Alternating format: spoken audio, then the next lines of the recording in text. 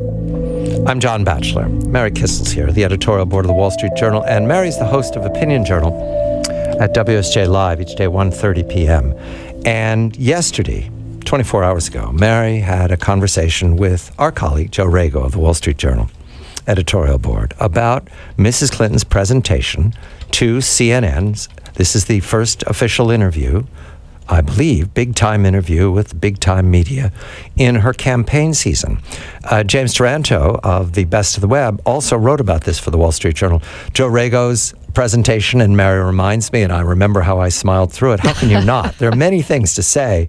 All of it's so lighthearted. Much to say. When you come to this interview, it's not like you're dealing with something grim or you're struggling to find a way to characterize it. What you have to sit back and say is, that's it? That's the Democratic nominee. That's the best they've got. I was stunned, Mary, by how Mrs. Clinton doesn't appear to have a way to express her vision, her dreams, her plans for America. She's in a defensive shell. And everything is to say, I'll get to that. I'll say later. When she was asked specifically about taxes, about Bernie Sanders making statements about taxes, I think Bernie Sanders, senator from Vermont, Democrat socialist, wants a 90% tax rate on wealthy Americans, whatever that is, anybody over $50,000 a year, something like that. Why not 100, John? She was asked, Mrs. Clinton was asked, what are your tax plans? And she wouldn't answer the question. Yeah. So I was struck by, if this is a nominee, if this is it, this is the chosen interview, the first time out, and you only get one first impression. This is no Bill Clinton. This is no Barack Obama. This is very much let me put it this way. This is an unusual presidential candidate. It's bizarre, John. Yes. I think bizarre is the word that I would use. And I'm glad that you use that word grim, because that is the four-letter word to describe the Hillary Clinton campaign. It is grim. It is mean. It is divisive. And it is very vague at the same time. It's very hard to be that grim and vague about what you're so upset about, right, John? I wanted something to talk about. She didn't give us any. No. Well, specifics are bad when policy. There was no policy. I know.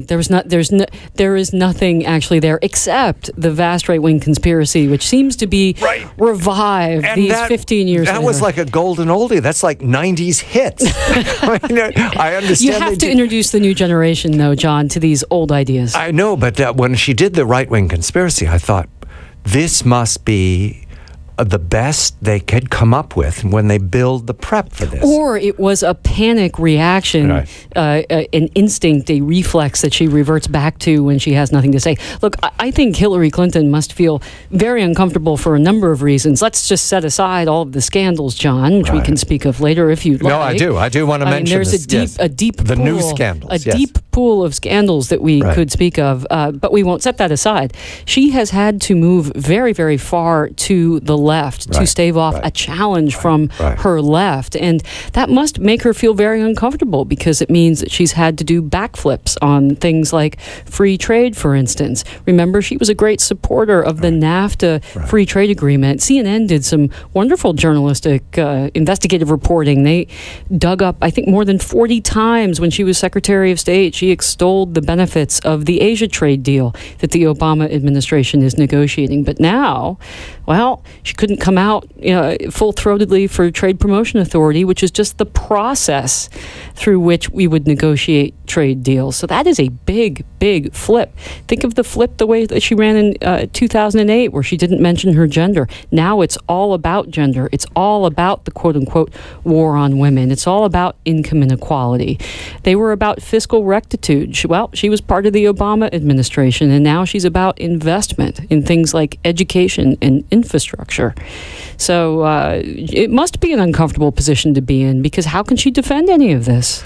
I believe there was also the matter of the mistakes, and we need to get to those, Mary. The mistakes? The mistakes. The lies. Can I say that? I'm trying to be the neutral narrator here. Sorry, but all right. The mistakes. All right, let me, and you can correct me. Fine. The mistakes. Two in particular, I go to because James Taranto wrote of these, and they kind of stick out when you look at it. First, how many devices did Mrs. Clinton use in her private email to her private server? She said, I only used one device. I heard it, Mary. I went through this interview twice. I took notes. I saw her say this one device. I'm thinking, did her mind freeze?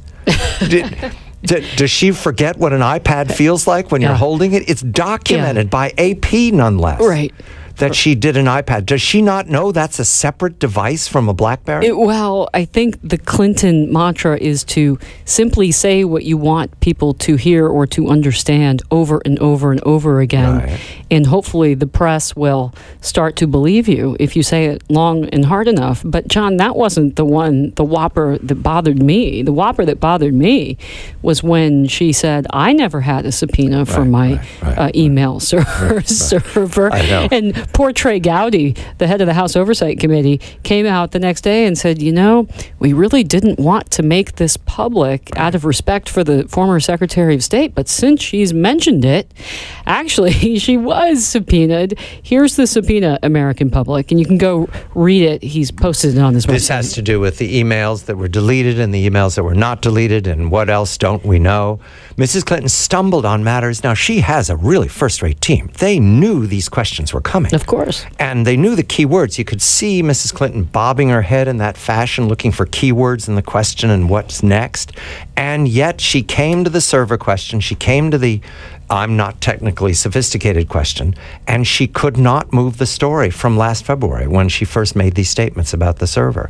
Now, this is not the last this will come up. These are not right-wing conspiracy questions. These have to do with process. If CNN is asking these questions are going to be asked in the debates. These questions are going to be asked by other major media. Yes, and they have a special significance now, too, John, because look at the news today. We found out that this alleged Chinese hack has now extended to, 80 million government employees? More than that. The number keeps climbing. So her assertion that, don't worry, my private email server was secure and I wasn't emailing anything classified. Well, we found out that wasn't true either, that several of the emails were classified and some were actually changed before they were handed over to the State Department. Mary Kissel, the editorial board of the Wall Street Journal, and the missing emails are in Beijing. Yes, we can have confidence. Mary Kissel, the editorial board, and the host of Opinion Journal each day at WSJ Live at 1:30 p.m. We're turning to China next, where Mrs. Clinton's emails are probably living happily waiting for discovery. I'm John Batchelor.